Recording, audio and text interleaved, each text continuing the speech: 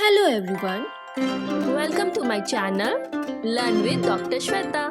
In today's video, we are diving into the fascinating world of autotrophs and heterotrophs. Understanding these two groups helps us see how all living things survive and grow.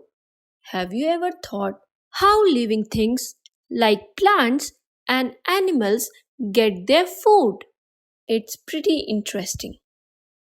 Whether it's a green plant soaking up sunlight or a hungry animal munching on its food, every living thing has its own way of getting the energy it needs to stay alive. Autotrophs are like the chefs of nature. They can make their own food using simple ingredients like sunlight, water, and carbon dioxide. Plants are a great example of autotrophs because they use sunlight in a process called photosynthesis to make their own food. Heterotrophs, on the other hand, are the foodies. They can't make their own food, so they rely on other organisms for their meals.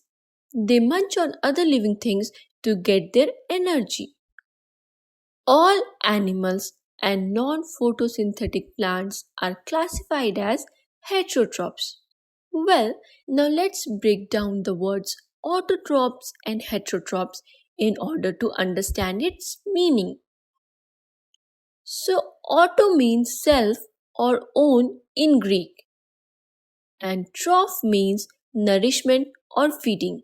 So, autotroph literally means self feeding or self nourishing. So, based on the name root, autotrophs are organisms that can feed themselves typically through processes like photosynthesis. Now, let's move on to heterotrophs.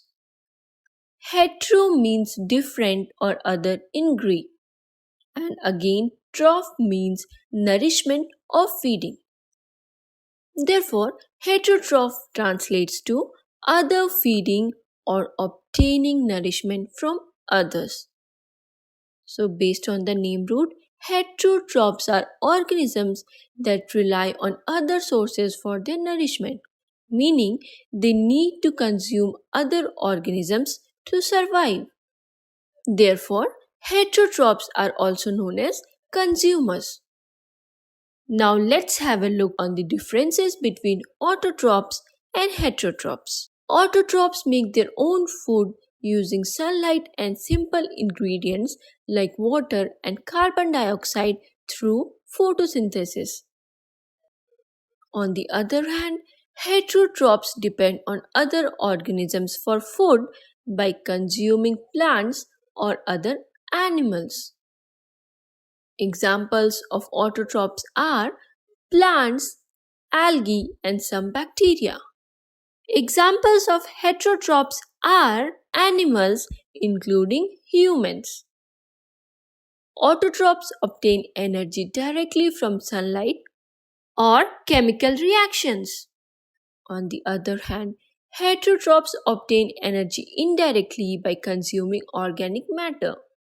Autotrophs are at the primary level in a food chain, whereas heterotrophs are at the secondary or tertiary levels in a food chain.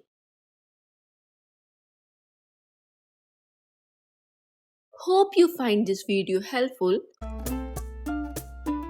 Thank you for watching, and for more such contents, please subscribe to the channel Learn with Dr. Shweta.